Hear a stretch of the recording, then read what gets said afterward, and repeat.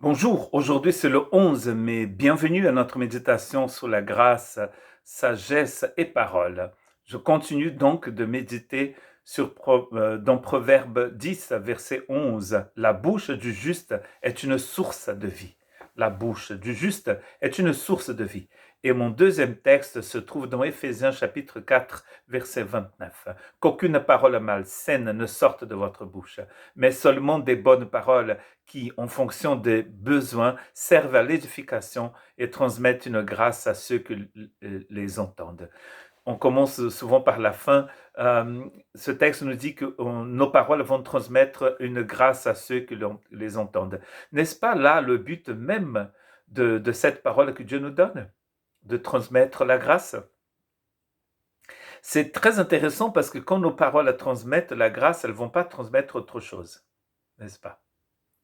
Plus nous transmettons la grâce du Seigneur, moins, comme on dit ici dans le sud-ouest, moins nous allons avoir le désir de transmettre autre chose, comme nous avons vu d'ailleurs dans la méditation d'hier. Nous allons oublier toutes les autres choses. Et sincèrement, n'est-ce pas merveilleux d'être agent de la grâce de Dieu? Des paroles qui proclament cette grâce. Nous la vivons, cette grâce, et quand nous parlons, il a que de la grâce qui coule de nos lèvres. Aucune parole malsaine, il dit, ne sorte de votre bouche. Il ne dit pas que, pas beaucoup, mais aucune.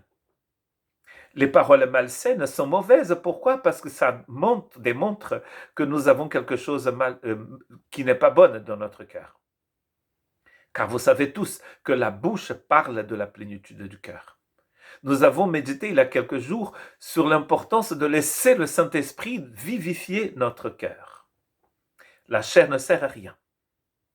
Mais quand quand nous avons demandé au Seigneur de nous aider à nous débarrasser des choses, des désirs de la chair, nous allons avoir des lèvres qui proclament la grâce et aucune parole malsaine ne sortira de notre bouche.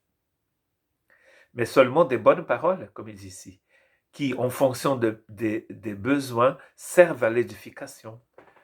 Éphésiens, c'est une épître qui parle de l'Église, et à un moment, à la fin du chapitre 2, il parle de l'édifice saint. Cet édifice qui est en train de grandir pour la gloire de Dieu. Et cet édifice est composé des pierres vivantes, comme nous dit aussi Pierre, la lettre de Pierre qui parle des pierres vivantes. Car les paroles ici vont servir à l'édification, n'est-ce pas joli? Elles vont transmettre cette grâce, mais elles vont servir aussi à l'édification. Je bâtis mon église, dit Jésus. C'est Jésus qui bâtit son église. Et comment il fait? Il bâtit son église avec vous et moi. L'église du Christ, c'est un corps vivant composé des pierres qui sont elles aussi vivantes. Je suis une pierre vivante au Christ. Et vous aussi. Nous tous ensemble, nous formons ce temple vivant. Et là, les paroles servent à l'édification de ce temple vivant. La parole de Dieu dans notre cœur. Mais chaque fois que nous parlons, comme nous dit le texte aussi, nous disons la vérité dans Agapé. Nous disons la vérité de Dieu dans l'amour de Dieu. Et là, il y aura de l'édification. Donc, moi, je veux servir à l'édification de l'autre par la parole qui sort de ma bouche. Il n'y a rien de malsain, il n'y a que des bonnes paroles. Et je dis, ces paroles sont à propos, selon le besoin, c'est pour l'édification. Elle est remplie de grâce, donc du coup, je suis, comme dit Proverbe, une source de vie. Que Dieu vous bénisse.